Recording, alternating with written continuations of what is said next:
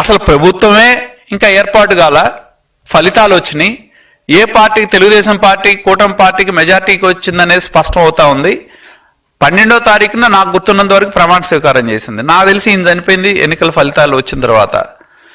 అసలు ప్రభుత్వం ఏర్పడక ముందే ప్రభుత్వ వేధింపులు అని చెప్పి దానికి ఒక బ్యానర్ పెట్టి ఆయన ఇవాళ ఒక రాజకీయానికి శవయాత్రకి తెరదీశాడు. నిజంగా నాగమల్లేశ్వరరావు ఆత్మహత్య చేసుకున్నాడంటే దానికి తొలి ముద్దాయి జగన్మోహన్ రెడ్డి. నిజంగానే ఆయన ప్రోత్సహించకుండా, ఆయన పార్టీ ప్రోత్సహించకుండా ఉంటే బెట్టింగులు కాసేవాళ్ళు కాదు, ఆయనకున్న ఆస్తులు పోగొట్టుకునేవాడు కాదు, ఆయన బతికే అవకాశం ఉంది. ఇవాళ ఆత్మహత్య చేసుకోవడానికి కారణభూతమైన జగన్మోహన్ రెడ్డి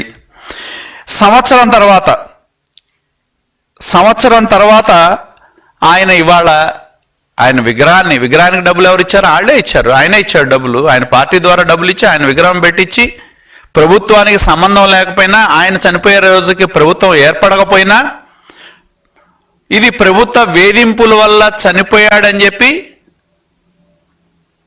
ఒక అసత్య ప్రచారానికి తెరదీసి దానికి ఒక శవయాత్ర చేస్తా ఉన్నాడు ఇవాళ. అసలు ఈ ఆత్మహత్య చేసుకునే దానిలో చేసుకున్నాడంటే వైకాపా పార్టీ నాయకత్వం, జగన్మోహన్ రెడ్డి ప్రేరేపించబట్టే ఆత్మహత్యకు పాల్పడ్డాడు. ఈ హత్య ముమ్మాటికి జగన్మోహన్ రెడ్డి ప్రేరేపిత హత్య. దీనికి ప్రధాన ముద్దాయి జగన్మోహన్ రెడ్డి అని చెప్పి తెలియజేస్తా ఉన్నా. ఎందుకంటే ఈ ప్రభుత్వానికి, కూటమి ప్రభుత్వానికి ప్రధానమైన బాధ్యత శాంతి భద్రతలు. కాబట్టి ఎక్కడా కూడా ప్రజల ప్రాణాలు కాపాడటానికి, ఆస్తులు కాపాడటానికి, రాష్ట్రంలో శాంతి భద్రతలు కాపాడటానికి ఈ ప్రభుత్వం ఎంతో ప్రాధాన్యత ఇస్తుంది. స్థిరమైన అభివృద్ధి అనేది ఎప్పుడైనా శాంతి భద్రతలు ఉన్నప్పుడే సాధ్యపడుతుంది. ఆ సిద్ధాంతాన్ని నమ్మిన ప్రభుత్వం ఈ కూటమి ప్రభుత్వం అని చెప్పి తెలియజేస్తా ఉన్నా. ఇకనైనా నేను చెప్పేది ఒకటే, ఆయనకి ఇప్పటికైనా తన వైఖరి మార్చుకొని ప్రజలు ఇచ్చిన తీర్పుని స్వీకరించి, కేవలం ప్రజలు నాకు ఓట్లేయలేదు, నేను అధికారం కోల్పోయా అనే అహంకారం, అసహనంతో ఇవాళ రాష్ట్రంలో రకరకాల పర్యటనల పేరుతో, రకరకాల ప్రాంతాలతో వైషమ్యాలు రెచ్చగొట్టి, విద్వేషాలు రెచ్చగొట్టి, దాని ద్వారా ఏదో మళ్ళీ ఆయన కలగంటున్నాడు అధికారంలోకి వస్తా అనేది. ఆ రోజులు పోయినాయి అనేది గుర్తుంచుకోవాలి. 5 సంవత్సరాల గత మీరు ప్రభుత్వ ప్రేరేపిత ఉగ్రవాద పాలన ద్వారా మీరు చేసిన ఇప్పటికీ ప్రజల కళ్ళల్లో సజీవంగా ఉన్నాయి.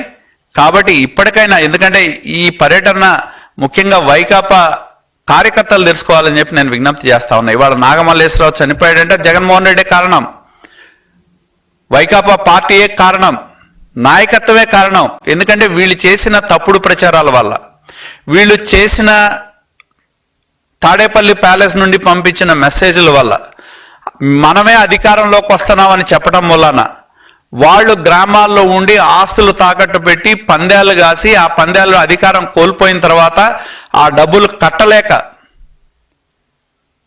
ఆదుకోవాల్సిన వాళ్ళ నాయకుడు ఆదుకోకపోగా చనిపోయిన సంవత్సరం తర్వాత మటుకి విగ్రహానికి దండేయటానికి రావటం జరిగింది.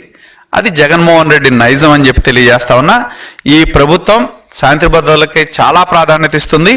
అరాచక శక్తులు ఎక్కడ తలెత్తినా సరే వాటిని అణిచివేస్తుందని చెప్పి ఇప్పటికైనా జగన్మోహన్ రెడ్డి ప్రజల మీద అధికారం కోల్పోయినా, ప్రజలు ఓటేయలేదనే విధంగా విద్వేషాలు రెచ్చగొట్టే వైఖరి మానుకోవాలని చెప్పి హెచ్చరిస్తా ఉన్నాం.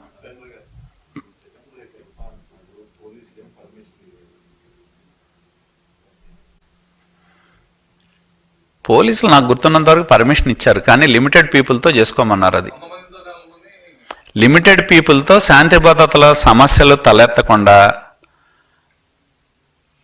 పర్యటన చేసుకోవచ్చు అని చెప్పారు. పర్యటన చేసుకోవద్దని చెప్పలా.